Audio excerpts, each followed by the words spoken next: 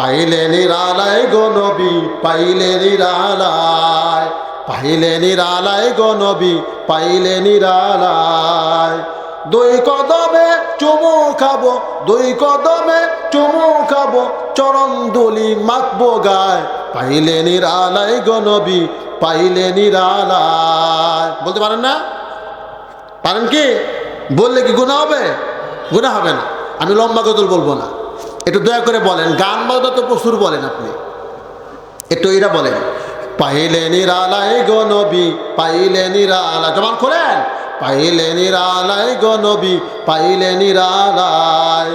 দুই কদমে চুমু খাবো, দুই কদমে চুমু খাবো, চরণ দুলি মাখবো গায়, পাইলে নিরালায় গো নবী, পাইলে নিরালায়, পাইলে নিরালায় গো নবী, পাইলে নিরালায়। দয়াল নবী কত দূরে, লোহিত সাগরের তীরে, দয়াল নবী কত দূরে, লোহিত সাগরের তীরে, মদিনারি সোনার ঘরে, মদিনারি সোনার ঘরে আছেন নবী সর্বদাই, পাইলে নিরালায় গো নবী, পাইলে নিরালায়, পাইলে নিরালায় গো নবী, পাইলে নিরালায়। মাশাআল্লাহ বলেন। আল্লাহ রাব্বুল আলামিনের হাবিবের নিকটবর্তী হইলে আপনার কি ফায়দা, আপনার কি ফজিলত, আমি আপনাকে বুঝিয়ে বলতেছি। এই রশিদপুর যদি কখনো বৃষ্টি অবতরণ হয়, বৃষ্টি নামে, আমাদের কিছু ভাই আছেন যারা ছাতা ব্যবহার করেন, ছাতা ব্যবহার করতেছে, ছাতা ব্যবহার করার কারণে বৃষ্টিটা সরাসরি মাথায় পড়ে না, ছাতার উপরে পড়ে কি পড়ে না? বলেন, এক ভাইয়ের ছাতা নাই, আরেক ভাই ছাতা ব্যবহার করে যখন রাস্তায় চলমান আছেন, চলতেছেন, ওই মানুষটা যদি, যে ভাইয়ের ছাতা নাই, আরেক ভাইয়ের ছাতার নিচে গিয়ে মাথাটা গুজায়, মাথাটা রাখে, আপনারা বলেন তো, যে মানুষটা ছাতার নিচে ঢুকলো, ওই মানুষটার মাথার মধ্যে কি বৃষ্টি পড়ার সম্ভাবনা আছে? আছে? আমার কথাগুলো বোঝেন। আমি তো আপনাদের টাঙ্গাইলের, এরকম টাঙ্গাইলের মানুষ, জামালপুরের না, তারপরে কথাগুলো বুঝতেছেন কি? হা না করে না, আল্লাহর হস্তে রাগ করেন নাই তো আমার সাথে? আমি আপনাদেরকে কষ্ট দিব না ইনশাআল্লাহ। আল্লাহ রাব্বুল আলামিন হাবিব বলেন, কিয়ামতের ময়দানে, মুসিবতের ময়দানে যে উম্মতগুলো আমি আল্লাহ রাব্বুল আলামিনের হাবিবের নিকটবর্তী হবে, আমি হাবিবের নিকটবর্তী হওয়ার কারণে মাথার আদাত উপরে যে সূর্য আসবে, হাদিস শরীফের মধ্যে আসছে, গরম পানি যেমন এরকম টকবক পানিগুলো যেমন ফুটতে থাকে, এই গুনাহগার উম্মতগুলোর মাথার আদাত উপরে যখন সূর্য আসবে, এই সূর্য আসার কারণে মাথার মস্তকগুলো এরকম ফুটান্ত পানির নিয়ে টকবক টকবক করতে থাকবে। নবী বলেন, যখন যে উম্মত দুনিয়াতে বেশি থেকে বেশি দরুদ শরীফ পড়বে, কিয়ামতের ময়দানে আমি নবীর তত নিকটে থাকবে। আমি নবীর নিকটে থাকার কারণে আল্লাহ রাব্বুল আলামিন তাকে মায়া করে। সমস্ত এরকম সূর্যের তাপমাত্রা থেকে আল্লাহ রাব্বুল আলামিন হাসরের ময়দানের ওই বিশাল আযাব থেকে আল্লাহ রাব্বুল আলামিন আমার উম্মতকে বাঁচাইয়া দিবেন।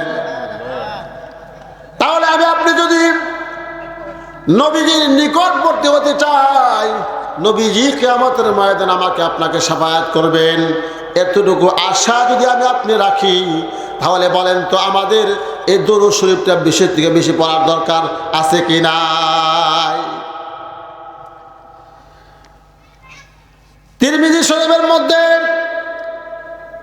একটি হাদিস আছে, উবাই ইবনে কাব রাদিয়াল্লাহু তাআলা আনহু নবীজির সম্মুখে গিয়ে বসলেন, গিয়ে বৈশা বললেন, ইয়া রাসূলুল্লাহ, ইয়া হাবিবাল্লাহ, আপনার উপর দরুদ শরীফ পড়লে কতটুকু টাইম দরুদ শরীফ পড়লে আপনি খুশি হবেন?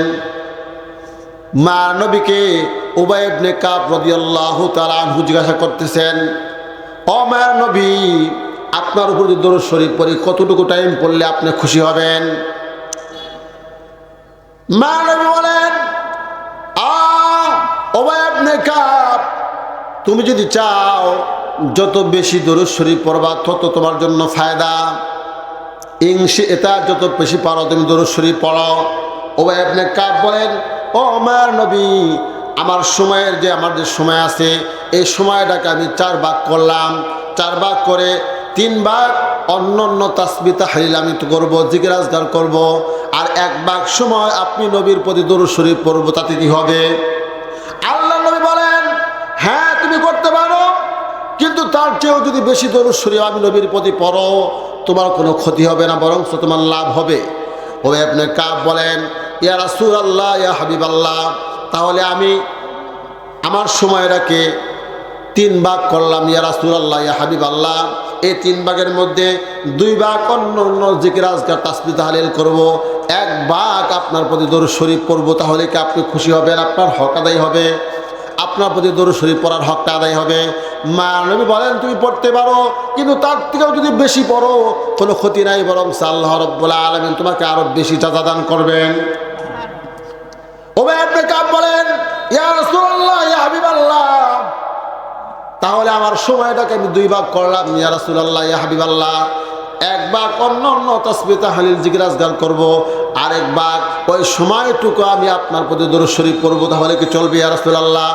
মা নবী বলেন, উবাই ইবনে কাব, তুমি পড়তে পারো, দরুদ শরীফ পড়তে পারো, অসুবিধা নাই, কিন্তু তার থেকেও যদি বেশি করো ফাইল্লাম জিতা ফাহুয়া খায়রুল লাক, তার থেকেও যদি বেশি পড়ো তোমার কোনো ক্ষতি হবে না। উবাই ইবনে কাব বলেন, ইয়া রাসূলুল্লাহ, ইয়া হাবিবাল্লাহ, তাহলে আমি সকল তাসবিহ তাহলিল গুলো আমি আর না পড়ে আমার যে সময়টা আছে সকল জিকির আজকার গুলা যে আমি বাদ রেখে দিয়ে আমি সব সময় আপনি নবীর প্রতি দরুদ শরীফ পড়ব। কন্যা সুবহানাল্লাহ।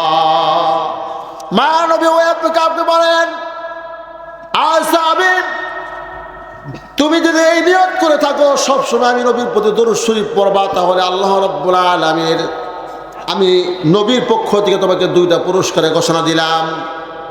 1 নম্বর পুরস্কার হলো, সব সময় আমি নবীর প্রতি তুমি যদি দরুদ শরীফ পড়ো আল্লাহ রাব্বুল আলামিন তোমার জীবনের কোনো পেরেশানি রাখবেন না, সকল পেরেশানি দূর করে দিবেন তোমার আল্লাহ তাআলা। 1 নম্বর ঘোষণা। 2 নম্বর ঘোষণা হলো, 2 নম্বর পুরস্কার, তুমি যদি বেশি থেকে বেশি আমার প্রতি দরুদ শরীফ পড়ো, এই বেশি থেকে বেশি দরুদ শরীফ পড়ার কারণে আল্লাহ রাব্বুল আলামিন খুশি হইয়া তোমার জীবনের সমস্ত গুনাহগুলো আল্লাহ মাফ করে দিবে। কন্যা সুবহানাল্লাহ। এই দরুদ শরীফ আমাদের পড়ার দরকার আছে কিনা বলেন? আজকে আমাদের নামাজি নাই, অনেক মুসলমান নামাজি পড়ে না, দরুদ শরীফ পড়ব দূরের কথা। মনে করেন এই রশিদপুর চৌরাস্তা মোড়ে এক পাশে আছে 2 গ্রুপে লাগছে মারামারি। এই যে দেখে খেয়াল করেন, 2 গ্রুপ লাগছে মারামারি। এক দলে কয় দোয়াল্লিন, আরেক দল কয় জোয়াল্লিন। এক ভ্যানওয়ালা যাইতেছেন, যাওয়ার সময় এক দলের লোক ডাকতে বলছে, এই ভ্যানওয়ালা তুমি বলো, এই ভ্যানওয়ালা তুমি বলো, তুমি কি দোয়াল্লিন না তুমি জোয়াল্লিন? ভ্যানওয়ালা বলল, এই সাইডে যেহেতু দোয়াল্লিন আছে, আমি যদি দোয়াল্লিন বলি এই সাইডের লোক আমাকে ছেড়ে দিবে, কিন্তু ওই সাইডের লোক তো আমার মারবে। কি করা যায়? উপস্থিত বুদ্ধি করে ভ্যানওয়ালা বললেন, ভাই দোয়াল্লিন আর জোয়াল্লিন কি আমি নামাজি পড়ি না? দোয়াল্লিন আর জোয়াল্লিন কি আমি নামাজি পড়ি না? আমার ছেড়ে দেন। আমাদের মুসলমানের মধ্যে অনেক ভাই আছে যারা নামাজ পড়ে, নামাজের ভিতরে এবং বাহিরে 13টা ফরজ আছে। বলেন এই 13টা ফরজই জানেন না, দরুদ শরীফ পড়বো কেমনে? বলেন দরুদ শরীফ পড়তে হয়, এটা উনি অনেক মুসলমান জানে না। বা আপনারা জানেন, আমরা গোপালপুর কথা বলতেছি, আবার আপনারা মন খারাপ করেন না। আপনারা জানেন আমার গোপালপুরের কথা বলতেছি। ভাই টেনশনে আছে, নামাজ আত্মায়াতের মধ্যে বসে দরুদ শরীফ পড়বো চিন্তা ভাবনা করতেছে, দরুদ শরীফ কি পড়া লাগে না পড়া লাগে জানে না, সে দোকানের হিসাব করতেছে। আজকে সারাদিন কি পরিমাণ মিথ্যা কথা বলছি চিন্তা করতেছে, কি পরিমাণ মানুষের ঠকাইছি চিন্তা করতেছে। এই টেনশনে তার নামাজ শেষ, দরুদ শরীফ পড়লো কখন বলেন? এর মধ্যে হুজুর আসসালামু আলাইকুম রহমতুল্লাহ বলে সালাম ফিরিয়ে ফেলছেন। এই যদি আমাদের নামাজের হাল হয়, নামাজে দাঁড়াইছে বয়স 50-55 বছর বয়স, মুরব্বী চাচা মিয়ার নামাজে দাঁড়াইছি, হঠাৎ করে বিদ্যুৎ চলে গেছে। উনি সেজদার মধ্যে গিয়ে সুবহান রাব্বিয়াল আলা না বলে কারেন্ট যাওয়ার সাথে সাথে উনি বলে, ইস কারেন্ট গেল গাড়ি। এইটা যদি নামাজে তাসবিহ হয়, ইস কারেন্ট গেছে গা। মুরব্বীকে নামাজ পড়ার বললাম, নামাজ পড়ার পর বললাম, সুবহান রাব্বিয়াল আলার সিজদার মধ্যে বলবেন, আপনি সিজদার মধ্যে বললেন ইস কারেন্ট চলে গেছে, এটা কেন বললেন? কয় হুজুর কারেন্ট চলে গেছে, এমনি মুখ থেকে বেরিয়ে পড়ছে এটা। তাহলে বলেন এই যদি নামাজের অবস্থা হয়। আমি আপনাদের সম্মুখে দরুদের ফজিলত বলতেছি। মা নবী বলেন, কোন মানুষ যদি আমার প্রতি বেশি থেকে বেশি দরুদ শরীফ পড়ে, এই দরুদ শরীফই পড়লো, সে মোনাজাত করলো না, দরুদ শরীফই শুধু পড়লো, সারাদিন শুধু দরুদ শরীফ পড়লো। মা নবী বলেন, একটা মানুষ সকাল থেকে নিয়ে একদম সন্ধ্যা পর্যন্ত, সন্ধ্যা থেকে নিয়ে একদম ফজর পর্যন্ত আল্লাহর কাছে যা চাইলেন, যা চাইতে পারলেন, আল্লাহ ওই বান্দাকে তাই দিলেন চাওয়ার কারণে। সকাল থেকে নিয়ে সন্ধ্যা পর্যন্ত, সন্ধ্যা থেকে নিয়ে বিকালে একদম ফজর পর্যন্ত একটা মানুষ, আল্লাহর একটা বান্দা আল্লাহর কাছে চাইলেন, আল্লাহ আমাকে দুনিয়ার শান্তি দেন, দুনিয়াতে আল্লাহ রাব্বুল আলামিন আমার ধন সম্পদ বাড়াইয়া দেন, আমাকে সুন্দর বিবি দান করেন, নেককার সন্তান দান করেন। কয় যত চাওয়া আল্লাহর বান্দা আল্লাহর কাছে চাইতে পারে, কয় সকাল থেকে নিয়ে সন্ধ্যা পর্যন্ত, সন্ধ্যা থেকে নিয়ে সকাল পর্যন্ত যত চাওয়া আল্লাহর বান্দা আছে, সকল চাওয়া আল্লাহ পূরণ করলেন, আল্লাহ পূরণ করে দিলেন মনে করেন। মা নবী বলেন, কোন মানুষ যদি আমি নবীর প্রতি, আমি আল্লাহ রাব্বুল আলামিনের হাবিব, আমি আল্লাহ রাব্বুল আলামিনের বন্ধুকে খুশি করার জন্য, আমি নবীকে খুশি করার জন্য শুধু দরুদ শরীফ পড়লো, আল্লাহর কাছে চাইল না কিছুই, ওই দরুদ শরীফ বেশি থেকে বেশি পড়ার কারণে একটা মানুষ 24 ঘন্টা চাই আল্লাহর কাছে যা দিতে পারলো, এই দরুদ শরীফ বেশি বেশি পড়ার কারণে আল্লাহ রাব্বুল আলামিন না চাওয়ার আগে ওই বান্দার চেয়ে দরুদ শরীফ পড়নেওয়ালাকে আল্লাহ বেশি দান করে থাকে। এত ফজিলত দরুদ শরীফের। জাবের রাদিয়াল্লাহু তাআলা আনহু কিতাবের মধ্যে আসছে, জাবের রাদিয়াল্লাহু তাআলা আনহু নবীজিকে দাওয়াত করেছেন, হুজুরকে মাছ বাজি দিয়ে বা মাছের তরকারি দিয়ে রান্না করে খাওয়াবেন।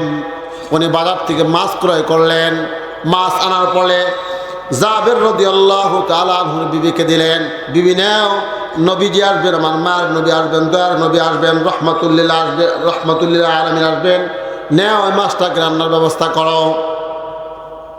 মাছটা যখন পরিপূর্ণ, জাবের রাদিয়াল্লাহু তাআলা আনহুর বিবি কুটে বেছে যখন কমপ্লিট করে যখন রান্নার পাতিলে দিছেন, রান্নার পাতিলে দেওয়ার পরে সব কিছু কমপ্লিট করে যখন চুলায় আগুন লাগাবেন, চুলায় বারবার আগুন লাগায়, বারবার আগুন লাগায়, আগুন আর লাগে না চুলার মধ্যে, বারবার লাগাইলেন, বারবার জাবের রাদিয়াল্লাহু তাআলা আনহুর স্ত্রী ব্যর্থ হয়ে গেলেন, উনি আর আগুন জ্বালাইতে পারলেন না, চুলায় আগুন জ্বালাইতে পারলেন না।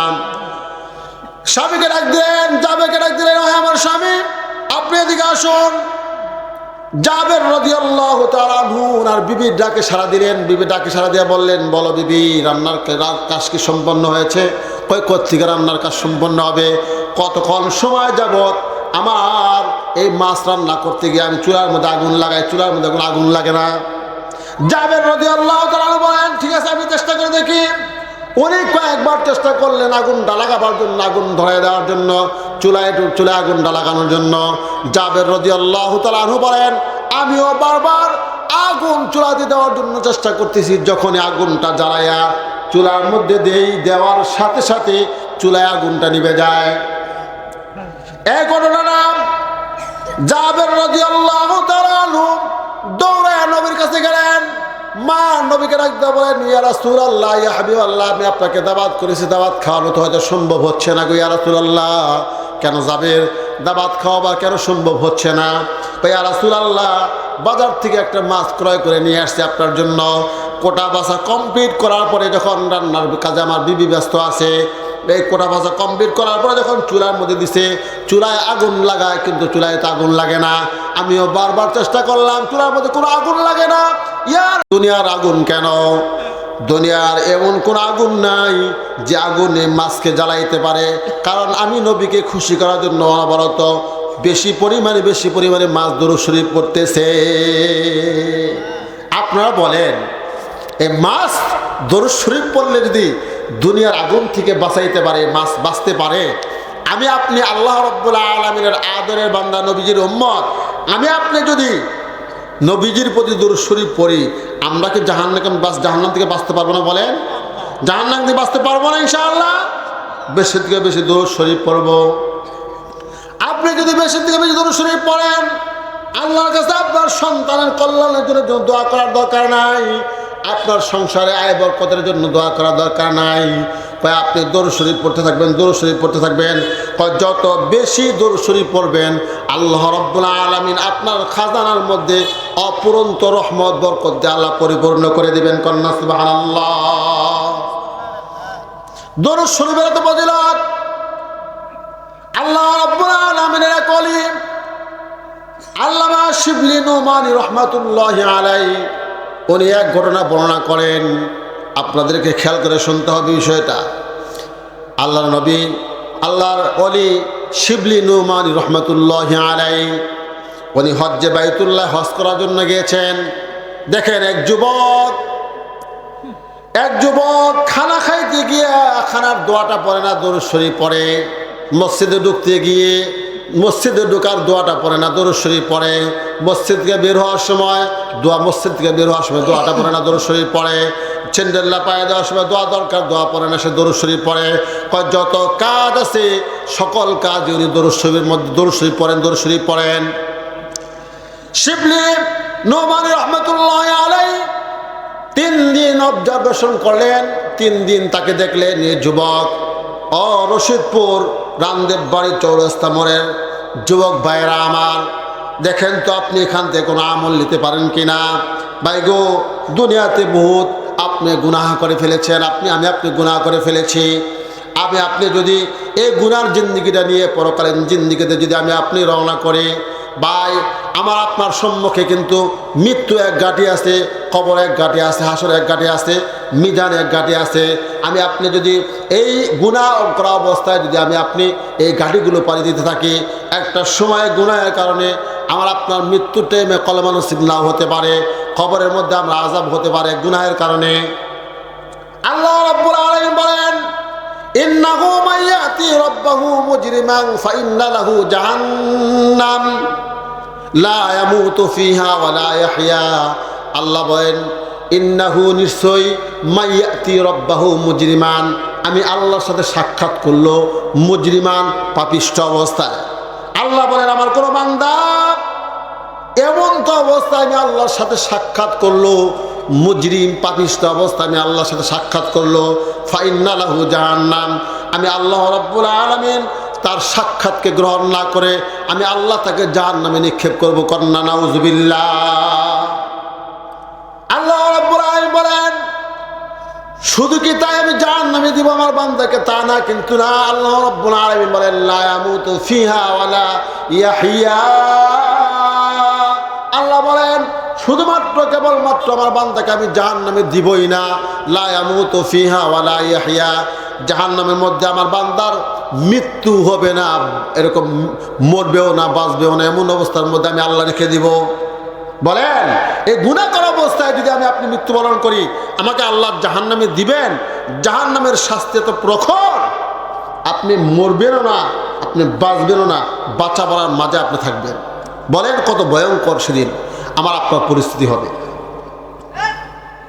যুবক, রশিদপুরের যুবক ভাইরা আমার, মুরব্বী বাবাজিরা আমার, মা বোনেরা আমার, খুব খেয়াল করে শোনেন কথাগুলো আমার।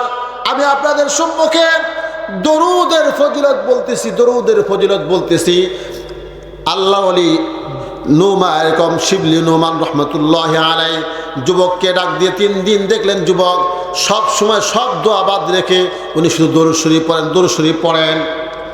3 দিন পরে গুটি গুটি পায় আল্লামা শিবলি নোমান রহমতুল্লাহি আলাইহি ওই যুবকের কাছে গেলেন। যুবককে ডাক দিয়ে বলেন, যুবক আমার দিকে আসো, এদিকে আসো। যুবক যখন আসলেন, যুবককে ডাক দিয়ে বললেন, ও যুবক, 3 দিন যাবৎ আমি তোমার কিছু আমল খেয়াল করতেছিলাম। তুমি খানা খাওয়ার সময় দোয়া আছে, দোয়াটা পড়ো না, দরুদ শরীফ পড়ো। তুমি মসজিদে ঢোকার সময় দোয়া আছে, দোয়াটা পড়ো না, তুমি দরুদ শরীফ পড়ো। যত জায়গায় দোয়া আছে দোয়াগুলোকে তুমি পারো না, দরুদ শরীফ পড়ো কেন খালি? ওই যুবক ডাক দিয়ে বলেন, ওহে আল্লাহ রাব্বুল আলামিনের ওলি, জীবনে আমি দরুদ শরীফের এত ফজিলত পেয়েছি, অন্য কোনো দোয়া কালামের মধ্যে এত ফজিলত পাই নাই। ওই আল্লাহ তাআলা ওলি, আমি মনে হয় আপনি মনে হয় আল্লাহ তাআলার এরকম বুঝবা বান্দা হবেন, আপনি মনে হয় আলেম হবেন। আপনার কাছে বলা যেতে পারে আমি কেন সকল দোয়া বাদ রেখে আমি শুধু দুরূদ শরীফ পড়ি? এটা আপনার কাছে বলা যেতে পারে।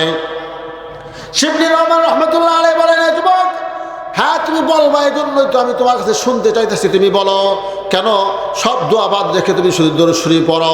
ওই যুবক ডাক দেয়া বলেন, ও আল্লাহ তাআলা ওলি, দুরূদ শরীফের মধ্যে আমি এত ফজিলত পাইছি, এত ফজিলত দেখছি, দুনিয়ার আর কোনো এত দোয়া কালামের মধ্যে আমি এত কোনো ফজিলত দেখি নাই। আল্লাহ ওলি শিবলি রহমান রহমতুল্লাহ আলাইহি বলেন, যুবক, কি তুমি ফজিলত দেখছো, কি বরকত দেখছো? এটা দয়া করে বলবা, কি ফজিলত তুমি দেখছো? ওই যুবক ডাক দেয়া বলেন, অনেক দিন আগে আমার বাবা এবং আমি সহ আমার বাড়ি, আমার একদম দেশের অনেকগুলো মানুষ হজে বাইতুল্লাহ হজ করার জন্য আমার বাবাকে নিয়ে আসছি। খুব খেয়াল করে শোনেন, এদিকে তাকান, কথা বলেন, কথা বললেন না। যুবক ডাক দেয়া বললেন, আল্লাহ তাআলা ওলি, আমার বাবা সহ আমার দেশের অনেকগুলো মানুষ হজ্জে বাইতুল্লাহর জন্য, হজ করার জন্য বাইতুল্লাহ আসছে। আপনারা বলেন তো, বহুদিন আগে, এখন তো হজ করার জন্য প্লেনে যাওয়া লাগে। আগে কি প্লেনের ব্যবস্থা ছিল? বলেন, কি ছিল? প্লেনের ব্যবস্থা ছিল না, এখন প্লেনের ব্যবস্থা হয়েছে। ওই যুবক ডাক দেয়া বললেন, বহুত আগে আমার আব্বুকে নিয়ে আমি সহ উটের পিঠে চড়ে, ঘোড়ার এরকম পিঠে চড়ে, ঘোড়ায় সওয়ার হয়ে আমার বাবাকে সহ আমার গ্রামের অনেকগুলো, আমার শহরের অনেকগুলো মানুষ নিয়ে হজ্জে বাইতুল্লাহ আসছি। হজ্জে বাইতুল্লাহ হজ সম্পন্ন হয়ে গেছে। হজ সম্পন্ন হওয়ার পরে যখন আমরা সকলেই আমাদের দেশের দিকে রওনা করলাম, কিছু দূর যাওয়ার পরে দেখলাম বাবা শরীরটা থরথর করে কাঁপতেছে। আমি বাবার শরীরের মধ্যে হাত দিয়ে দেখলাম বাবার প্রচণ্ড জ্বর আসছে। বাবা বলেন, সন্তান, সম্মুখে অগ্রসর হয়েও না, আমি সম্মুখে আর যেতে পারবো না। উটের পিঠে অথবা ঘোড়ার পিঠে চড়ে বসার মতো, চড়ে বসে থাকার মতো এরকম শক্তি সামর্থ্য আমার কোনোটাই নাই। ওই যুবক ডাক দেয়া বললেন, আমার দেশের মানুষগুলোকে বললাম, ভাই আপনারা চলে যান, আপনারা দেশে চলে যান, আমার আব্বু অসুস্থ হয়ে গেছে, সুস্থ হওয়ার পরে আমরা বাড়ির দিকে আবার রওনা করব। ওই যুবক ডাক দেয়া বললেন, বাবা অসুস্থ, একটা মরুভূমির মধ্যে বিছানা করলাম। বিছানা করার পরে বাবাকে এরকম যত্ন নিলাম, প্রচণ্ড জ্বর, যত্ন নিলাম, একটু সুস্থতায় ফিরে আসলেন, একটু সুস্থ হলেন উনি। পরে বললাম, বাবা আপনি কি এখন যেতে পারবেন? বলল, সন্তান যেতে পারবো, চলো। বাবাকে ঘোড়ার পিঠে চড়াইয়া আবার যখন দেশের দিকে রওনা করলাম, দেশের দিকে রওনা করার পরে কিছু দূর কিছু মরুভূমি বারবার পাড়ি দিতে, মরুভূমিগুলো পাড়ি দিতেছিলাম। মরুভূমি পাড়ি দেওয়ার পরে কিছু দূর যাওয়ার পরে, কিছু মরুভূমি পাড়ি দেওয়ার পরে বাবার দিকে তাকায় দেখি বাবা আবারও প্রচণ্ড এরকম কাঁপাকাঁপি শুরু করছেন। আমি সন্তানকে ডাকতে বললে, বাবা আর সম্মুখে অগ্রসর হয়ে না, আমি বাবার ক্ষমতা হারিয়ে ফেলছি। আমি বাবার শরীরে আবার গায়ে হাত দিয়ে দেখলাম বাবার আবারও প্রচণ্ড জ্বর আসছে, প্রচণ্ড তাপমাত্রা শরীরের মধ্যে, বাবার শরীর কাঁপতেছে। মরুভূমির মধ্যে বাবার অসুস্থতার কারণে তাঁবু গাড়লাম, সুন্দর করে বিছানা করে দিলাম। বিছানা করে দেওয়ার পরে বিছানার মধ্যে বাবাকে শোয়া দিলাম। টেনশন করতেছি, এই মরুভূমির মধ্যে কোনো মানুষজন দেখি না, আমার বাবা প্রচণ্ড অসুস্থ, এখানে মানুষ নাই, তাহলে মানুষ না থাকলে কেমনে আমার বাবাকে সুস্থ করব? বাবাকে তাঁবুর মধ্যে শোয়া রেখে আমি 5-6 কিলোমিটার দূর দিয়ে ঘুরলাম। দূরে গেলাম, দেখি কোনো মানুষজনের বসবাসের ব্যবস্থা, মানুষজন বসবাস করে এমন কোনো জায়গা আছে কিনা দেখি। যদি মানুষের বসবাসের কোনো জায়গা পাই তাহলে বাজার পাবো, বাজার যদি পাই তাহলে চিকিৎসক পাওয়া যাবে, চিকিৎসক পাওয়া গেলে আমার বাবার সুস্থতার জন্য এরকম মেডিসিন পাওয়া যাবে, আমার বাবার সুস্থতার জন্য ট্রিটমেন্ট করা যাবে। আমি 5-6 কিলোমিটার রান করে আশেপাশে কোনো বাজার তো দূরে কত, কোনো মানুষ পাইলাম না, কোনো ডক্টর বাবু দূরের কথা, কোনো বাজারই পাইলাম না, কোনো মানুষই পাইলাম না। আমি অসহায় হয়ে আবার আমি বাবার তাঁবুর দিকে ফিরে আসলাম। বাবার তাঁবুর দিকে ফিরে এসে দেখি বাবা এত প্রচণ্ড জ্বরে আক্রান্ত হয়ে গেছেন, এত জ্বর, বাবা কখনো হুঁশে কখনো বেহুশে আছেন। আমি সন্তান ক্লান্ত হয়ে গেলাম, বাবা এত অসুস্থ, আমি কিছুই বাবার জন্য করতে পারতেছি না। ওই যুবক ডাকতে বললেন, ওই আল্লাহ রাব্বুল আলামিনের ওলি, আমার বাবা অসুস্থ, আমি বারবার ডক্টরের ব্যবস্থা করতে চাইলাম, মানুষজনের ব্যবস্থা করতে চাইলাম, কোনো মানুষই পাইলাম না। আমি শুধু মরুভূমি আর মরুভূমি। এমন তো অবস্থার মধ্যে আমার বাবা কখনো হুঁশে আসে, কখনো বেহুশে আসে। আমাদের যে খানাগুলো আছে, খানার মধ্যে যে অবশিষ্ট পানি আসছিল, সম্পূর্ণ পানি বাবার মাথার মধ্যে আমি জানলাম। মাথার মধ্যে দিয়ে দেওয়ার পরেও তারপরেও অসুস্থতা কমতেছে না, জ্বর কমতেছে না। এমন তো অবস্থার মধ্যে আমি খুব ক্লান্ত হয়ে গেলাম। আল্লাহর কাছে দোয়া করতেছি, আল্লাহ আপনি সুস্থতার মালিক, আপনি সুস্থ করে দিবেন, আপনি মেহেরবানি করে সুস্থ করে দেন। বারবার দোয়া করতেছি, কিন্তু তারপরেও অসুস্থতা দূর হচ্ছে না। আমার বাবা বারবার ক্রমান্বয়ে নিস্তেজ হয়ে যাইতেছে। এমন অবস্থার মধ্যে আমি বাবার চেহারার দিকে তাকায় দেখলাম, বাবা আস্তে আস্তে আস্তে আস্তে নিস্তেজ শুভপুত শরীরটা ঠান্ডা হয়ে যাইতেছে। আমি বাবার শরীরের মধ্যে হাত দিয়ে দেখলাম, বাবার পুরো শরীর ঠান্ডা হয়ে গেছে। নাকের মধ্যে হাত দিয়ে আমি দেখলাম বাবা কোনো নিঃশ্বাস নেয় কিনা, কোনো শ্বাস প্রশ্বাস তার আছে কিনা। কয় আমি সন্তান, বাবার নাকের মধ্যে হাত দেওয়ার পরে যখন শ্বাস প্রশ্বাস পাইলাম না, আমার ধারণা হইল আমার বাবা অসুস্থতার কারণে দুনিয়ার থেকে মৃত্যুবরণ করেছেন। আমি কান্নায় ভেঙে বললাম, এই মরুভূমির মধ্যে কোনো মানুষ নাই, আমার বাবাকে কেমনে দাফন কাফন সম্পন্ন করবো, কেমনে জানাজা করবো? আমি সন্তান তো একাই, কোথাও পানির ব্যবস্থা নাই, গোসলের ব্যবস্থা আমি কেমনে করব? এই নিয়ে জল্পনার কল্পনার শেষ নাই। আমি ক্লান্ত অবস্থায় আমি বাবার চেহারার মধ্যে যখন চাদরটা টেনে দিয়ে দেওয়ার জন্য আগায় গেলাম, বাবা মৃত্যুবরণ করেছে, চাদর দিয়ে বাবার চেহারাটা ঢেকে দিব। তাকায় দেখি বাবার চেহারাটা একদম এত কালো কুৎসিত হয়ে গেছে একদম। ওই যুবক বলেন, ও আল্লামা নুমানি রহমতুল্লাহ আলাই, ওই যুবক বলেন, ও আল্লাহ তাআলা ওলি, বাবার চেহারাটা আমি দেখে দেওয়ার জন্য যখন আগাইলাম, যা দেখি বাবা এত সুন্দর ছিল, বাবার চেহারাটা কালো কুৎসিত হয়ে গেছে। যুবক ডাক দিয়ে বললেন, শুধুমাত্র কালো কুৎসিত হয়েছে এমনটাই শুধু না, আমার বাবার চেহারাটা শুধু মানুষের চেহারা নাই, কেমন জানেন জন্তুর জানোয়ারের চেহারা মতো হয়ে গেছে। নাউজুবিল্লাহ বলেন। আমি আফসোস করতে লাগলাম, হায় হায়, আমার বাবা হজ্জে বাইতুল্লাহ থেকে আসলেন, না জানি কোনো গুনাহ করেছেন, বাবার কোনো গুনাহ আছে, এমন কোনো বড় অপরাধ আছে যে অপরাধের কারণে মৃত্যুর পরে স্বাভাবিক কোনো মানুষের চেহারার মধ্যে আমার বাবা নাই। আমার বাবার চেহারাটা কেমন জানি একদম জীব জানোয়ারের মতো, জানোয়ারের চেহারার মতো হয়ে গেছে। উনি ক্লান্ত হয়ে গেলেন, কান্নাকাটি শুরু করলেন। কান্নাকাটি অবস্থায় ওই যুবক বলেন, আমি একটু ঘুমায় গেলাম, তন্দ্রা চলে আসলো, আমার ঘুম চলে আসলো। আমি যখন ঘুমায় গেছি, ঘুমের মধ্যে স্বপ্নে দেখি আমার বাবার মৃত্যু হয়েছে। আমার ঘুমের মধ্যে দেখি, স্বপ্নের মধ্যে দেখি আমার বাবার মৃত্যু হয়েছে। আমি একদম সোডালায় আমার বাবাকে শোয়া রাখছি, শোয়া সেইরা আমার বাবার শরীরের মধ্যে পুরো চাদর টেনে দিয়েছি। উনি স্বপ্নের মধ্যে দেখেন, যুবক স্বপ্নের মধ্যে দেখেন। এই স্বপ্নের মধ্যে দেখার পরে বাবার যে চেহারাটা অসৌন্দর্য হয়ে গেছে, বাবার চেহারাটা অসৌন্দর্য হয়ে গেছে। কয় আপনি স্বপ্নের মধ্যে দেখতেছি যে সাদা পাগড়ি পরিহিত, সুন্দর জামা পরে, লম্বা জামা পরে এত সুন্দর একটা যুবক আমার বাবার লাশের দিকে আগে আসতেছে। আমি পিছনের দিকে দেখতেছি, ওই আল্লাহ রাব্বুল আলামিনের যে আদরের আল্লাহ তাআলার যে ওলি আসতেছে, বাবার লাশের দিকে গুটি গুটি পায়, সুন্দর পাগড়ি পরিহিত, সুন্দর লম্বা জামা পরিহিত, বাবার লাশের দিকে তাকাইতেছে। ওই অলির পিছনের সাইডটা দেখতেছি, সামনের সাইড আমি দেখতেছি না। এমন অবস্থার মধ্যে স্বপ্নের মধ্যে দেখি ওই আল্লাহ রাব্বুল আলামিনের ওলি আমার বাবার পাশে আসলেন। বাবার পাশে আসার পরে বাবার এরকম মুখের চাদরটা, চেহারার চাদরটা উঠাইয়া দেখেন মানুষের চেহারা নাই, কেমন জানি অন্য রকমের চেহারা হয়ে গেছে। ওই আল্লাহ রাব্বুল আলামিনের ওলি হাত মাসে করলেন, শরীর একদম সমস্ত চেহারাটা ওই আল্লাহ রাব্বুল আলামিনের ওলি মাসে করে দিলেন।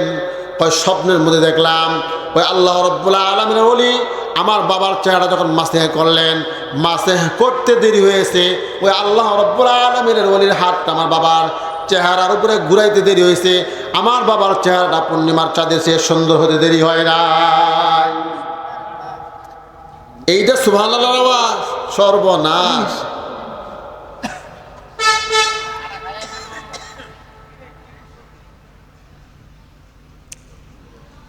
আমি আপনাদের কাছে বলতেছিলাম, ওই যুবক বলেন আল্লাহ রাব্বুল আলামিনের ওই ওলি বাবার চেহারার মধ্যে যখন মাসে করলেন, চেহারাটা মাসে করার সাথে সাথে আমার বাবার ওই কালো কুৎসিত জানোয়ারের চেহারাটা মাসে করার সাথে সাথে আমার বাবার চেহারাটা একদম একদম একদম পূর্ণিমার চাঁদের চেয়ে সুন্দর হয়ে গেল। জোরে বলেন সুবহানাল্লাহ।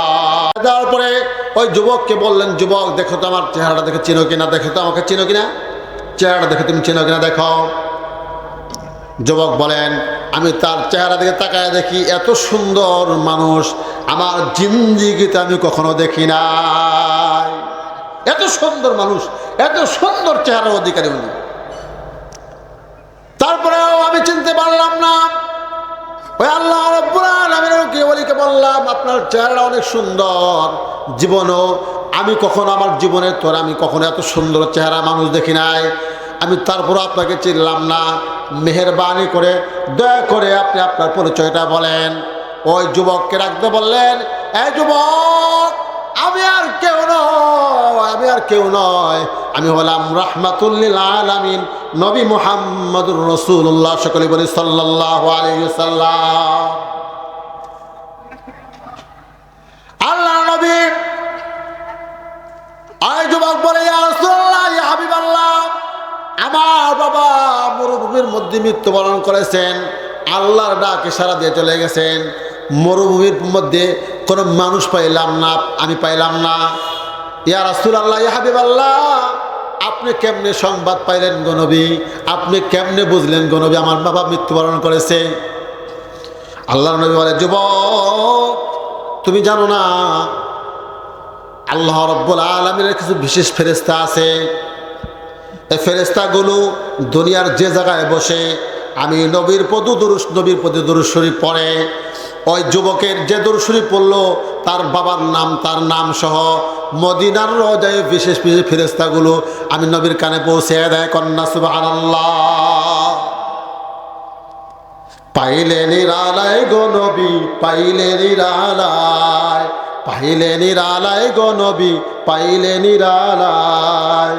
দুই কদমে চুমু খাবো, দুই কদমে চুমু খাবো, চরণ দুলি মাখবো গায়, পাইলে নিরালায় গো নবী, পাইলে নিরালায়। বলতে পারেন না? পারেন কি? বললে কি গুনাহ হবে? গুনাহ হবে না।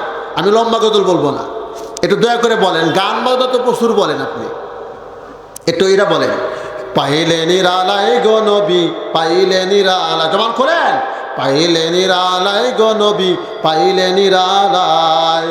দুই কদমে চুমু খাবো, দুই কদমে চুমু খাবো, চরণ দুলি মাখবো গায়, পাইলে নিরালায় গো নবী, পাইলে নিরালায়, পাইলে নিরালায় গো নবী, পাইলে নিরালায়। দয়াল নবী কত দূরে লোহিত সাগরের তীরে, দয়াল নবী কত দূরে লোহিত সাগরের তীরে। মদিনারি সোনার ঘরে, মদিনারি সোনার ঘরে আছেন নবী সর্বদাই, পাইলে নিরালায় গো নবী, পাইলে নিরালায়, পাইলে নিরালায় গো নবী, পাইলে নিরালায়। মাশাআল্লাহ বলেন। আমি আপনাদের সম্মুখে বলতেছিলাম, যুবককে বলতেছিলাম, যুবক আমি মায়ার নবীর প্রতি যারা আমার যে উম্মতগুলো দুনিয়ার জমিনে দরুদ শরীফ পড়ে, কিছু ফেরেশতা, বিশেষ করে আল্লাহ রাব্বুল আলামিন কিছু ফেরেশতা বানাইছেন আল্লাহ তাআলা। দুনিয়ার যে জায়গায় বসে আমি নবীর প্রতি দরুদ শরীফ পড়ে আমার উম্মতেরা ওই যে দরুদ শরীফ পড়লো তার নাম, তার বাবার নাম সহ মদিনায় আমি নবীর কাছে পৌঁছে দেয়। সকলে জোরে বলেন সাল্লাল্লাহু আলাইহি ওয়াসাল্লাম। আবার বলেন সাল্লাল্লাহু আলাইহি ওয়াসাল্লাম। এখন দরুদ শরীফ পড়ছেন, আমাদের দরুদ শরীফটা আমার নাম সহ, আমার বাবার নাম সহ মদিনার রওজায় ফেরেশতারা নবীজির কানে পৌঁছে দিয়েছেন। খুশিতে ইনশাআল্লাহ দরুদ শরীফ বেশি বেশি পড়বেন তো ইনশাআল্লাহ। কাজের ফাঁকে ফাঁকে দরুদ শরীফ কিন্তু পড়া যায় না। আমার হাত কাজে আছে, আমার পা কাজে আছে, আমার জবান তো কাজে থাকে না। আমার জবানটা যদি বলি সাল্লাল্লাহু আলাইহি ওয়াসাল্লাম, সাল্লাল্লাহু আলাইহি ওয়াসাল্লাম, সাল্লাল্লাহু আলাইহি ওয়াসাল্লাম। পারবো না আমরা? পারবো না বলেন? পারবো। ওই নবী রাখতে বলেন, যুবক, প্রতিদিন তোমার বাবা গুনাহগার ছিল বটে, তোমার বাবা অনেক গুনাহ করেছে বটে, কিন্তু তোমার বাবা প্রতিদিন 300 বার দুরূদ শরীফ পড়তো। কয়শো বার? 300 বার পড়ছে। কয়শো বার? সালাম। 300 বার তোমার বাবা দুরূদ শরীফ পড়ছে। প্রতিদিন দুরূদ শরীফ তোমার বাবা 300 বার পড়ছে। তোমার বাবা গুনাহগার, এটা ঠিক আছে, কিন্তু দুরূদ শরীফ 300 বার কখনো ভুল করতেন না। প্রতিদিন 300 বার দুরূদ শরীফ পড়তেন। কখনো এরকম কোনো ব্যস্ততার মধ্যে থাকলে ওই ব্যস্ততার মধ্যে উনি দুরূদ শরীফ পড়তেন। ঈদের দিনেও পড়তেন, না খাওয়া থাকা অবস্থায় উনি পড়তেন, খানা খাওয়া অবস্থায় পড়তেন, না খাওয়া অবস্থায় দুরূদ শরীফ পড়তেন। সর্বহালতে তোমার বাবা দুরূদ শরীফ পড়েন। 100 বার 200 বার না, তোমার বাবা প্রতিদিন আমি নবীকে খুশি করার জন্য 300 বার দুরূদ শরীফ পড়েছে করে সাল্লাল্লাহু আলাইহি ওয়াসাল্লাম বলেন। 300 বার দুরূদ শরীফ পড়েছেন। হঠাৎ করে আজকে ফেরেশতারা তোমার বাবার নামটা আমার কাছে পৌঁছে দিল। প্রতিদিন তোমার বাবার নামের পাশে 300 বার দুরূদ শরীফ লেখা থাকে। আজকাল শুধুমাত্র কেবলমাত্র তোমার বাবার নামটাই আছে, দুরূদ শরীফের সংখ্যা নাই। আমি ফেরেশতাকে বললাম, ফেরেশতারা, আমার এই পাগলের নামটা শুধু লেখা আছে, এই উম্মতের নামটা শুধু লেখা আছে, প্রতিদিন দুরূদ শরীফ লেখা থাকে, সংখ্যা লেখা থাকে 300, আজকে শুধু নামটাই আছে, কারণটা কি? ফেরেশতারা ডাকতে বললেন, ওই আল্লাহ রাব্বুল আলামিনের নবী, আপনার এই পাগল উম্মতটা দুনিয়া থেকে বিদায় নিছে। শুধুমাত্র কেবলমাত্র দুনিয়া থেকে বিদায় নেয় না, ইয়া রাসূলুল্লাহ, আপনার এই উম্মত দুনিয়ার থেকে বিদায় নেওয়ার পরে তার চেহারাটা সাধারণ কোনো মানুষের চেহারার মতো না, আপনার এই আদরের উম্মতের চেহারাটা হায়ওয়ান জানোয়ারের চেহারার মতো হয়ে গেছে। আমি আর নবী এক মুহূর্ত দেরি করতে পারি নাই। আমি ছুটিয়া তোমার বাবার কাছে আসছি, তোমার বাবার কাছে আমি দৌড়ে আসলাম, ছুটে আসলাম। আয়সা দেখলাম সত্যি ফেরেশতারা আমাকে যা বলেছিল এটাই দেখলাম। তোমার বাবার চেহারাটা আমি একদম মানুষের চেহারা পাইলাম না, হায়ওয়ান জানোয়ারের চেহারা হয়ে গেছে এমন দেখলাম। আমার আদরের উম্মত, যে উম্মত আমি নবীকে কখনো দুনিয়ার জমিনে বলে নাই, আমার এই উম্মত মৃত্যুবরণ করার কারণে, গুনাহের কারণে তার চেহারাটা পরিবর্তন হয়ে গেছে।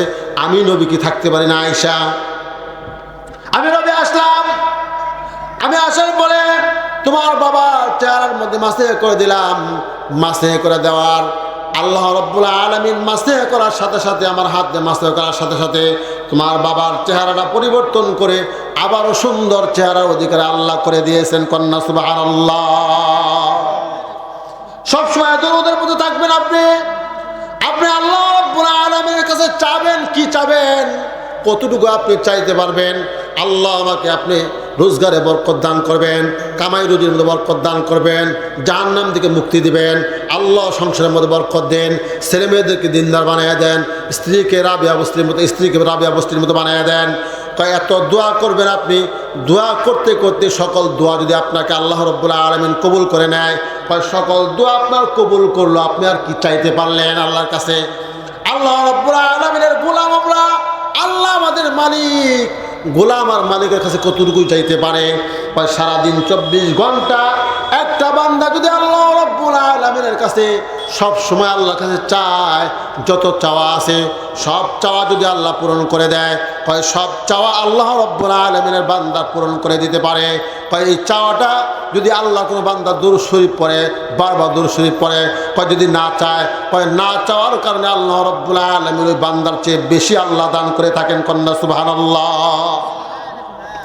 আমি আপনাদের সম্মুখে বলতেছিলাম, মা নবী বলেন, আমার উম্মত আমাকে দুনিয়ার জমিনে কোনদিন বলে নাই, সবসময় দরুদ শরীফ পড়ছে। আমি নবীকে না এসে পারি, আমি নবী আপনার বাবার কাছে চলে আসছি। নবী জয় যুবক ডাক দেব, ইয়া রাসূলুল্লাহ, ইয়া হাবিবাল্লাহ, এখন আমার বাবার মৃত্যু হয়েছে, আপনি চেহারার মধ্যে হাত দিয়ে মাসে করলেন, বাবার চেহারাটা পূর্ণিমার চাঁদের চেয়ে সুন্দর হয়ে গেল। ইয়া রাসূলুল্লাহ, এই মরুভূমির মধ্যে মানুষ নাই, আমার বাবাকে কেমনে দাফন কাফন করবো, কেমনে দাফন কাফন সম্পন্ন করবো? ইয়া রাসূলুল্লাহ, ইয়া হাবিবাল্লাহ।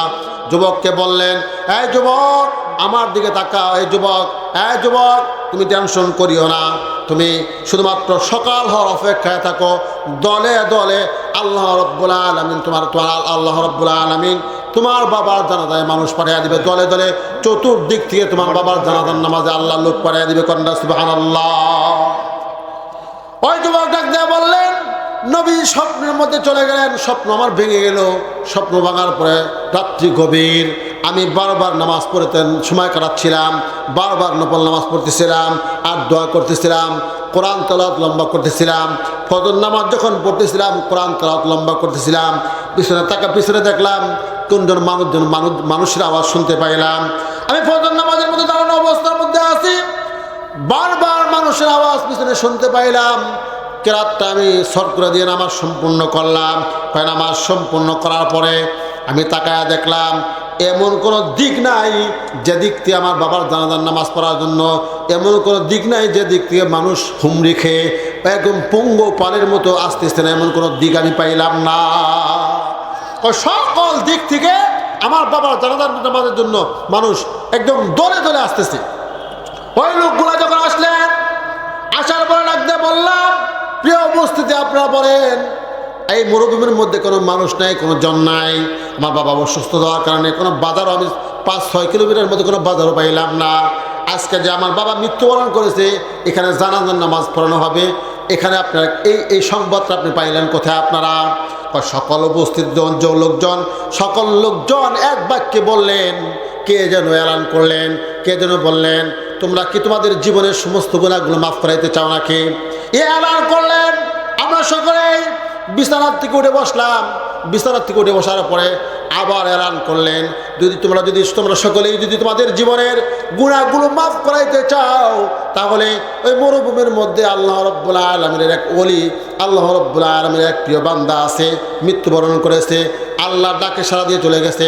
ওই জানাজায় যদি দাফন কাফন সম্পন্ন করতে পারো, জানাজার নামাজ যদি উপস্থিত হতে পারো, আল্লাহ রাব্বুল আলামিন খুশি হইয়া আল্লাহর প্রিয় বান্দার জানাজা পড়ার কারণে তোমাদের জীবনের সমস্ত গুনাহ খাতাগুলো আল্লাহ মাফ করে দিবে। তাহলে দরুদের ফজিলত বুঝছেন তো? ইনশাআল্লাহ পড়া যাবে, ইনশাআল্লাহ পড়া যাবে, বেশি থেকে বেশি দরুদ শরীফ পড়া যাবে ইনশাআল্লাহ। আল্লাহ আমাদের সকলকে তৌফিক দান করেন।